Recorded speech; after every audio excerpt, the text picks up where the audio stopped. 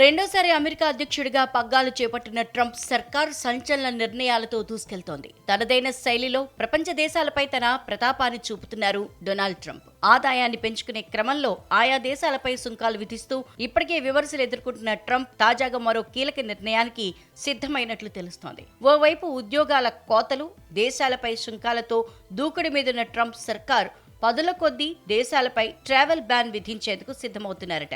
41 దేశాల పౌరులు అగ్రరాజ్యంలోకి రాకుండా త్వరలో ప్రయాణ ఆంక్షలు జారీ చేయనున్నట్లు సమాచారం. ఈ మేరకు విశ్వసనీయ వర్గాల్ని సూచిస్తూ పలు అంతర్జాతీయ మీడియా కథనాలు వెల్లడించాయి. దీనికి సంబంధించిన ఒక ఇంటర్నల్ మెమో బయటకొచ్చింది. అందులో మొత్తం 41 దేశాలను 3 గ్రూపులుగా విభజించినట్లు సమాచారం. 10 దేశాలతో ఉన్న మొదటి గ్రూపులో ఆఫ్ఘనిస్తాన్, ఇరాన్, సిరియా, క్యూబా, ఉత్తర కొరియా వంటివి ఉన్నట్లు తెలుస్తోంది. ఈ దేశాల పౌరులకు వీసాలు జారీ పూర్తిగా నిలిపివేయనున్నారట.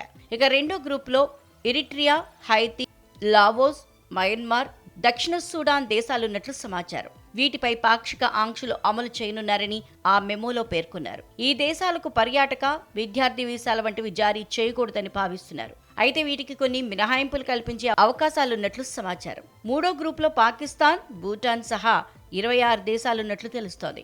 ఈ దేశాలు 60 రోజుల్లోపు తమ లోపాలని పరిష్కరించుకోవడానికి ప్రయత్నాలు చేయకపోతే అక్కడి పౌరులకు వీసా జారీని పాక్షికంగా నిలిపివేయాలని యుఎస్ యంత్రాంగం భావిస్తున్నట్లు ఆ మెమో ద్వారా తెలుస్తోంది. ప్రస్తుతానికి ఈ జాబితాను అమెరికా మీడియా సంస్థలు ప్రచారం చేయగా అందులో మార్పులుండొచ్చని ప్రభుత్వ వర్గాలు చెబుతున్నాయి. విదేశాంగ మంత్రి మార్కో రూబియో ఆమోదం తర్వాత దేనిపై అధికారిక ప్రకటన వెలువడనున్నట్లు సమాచారం.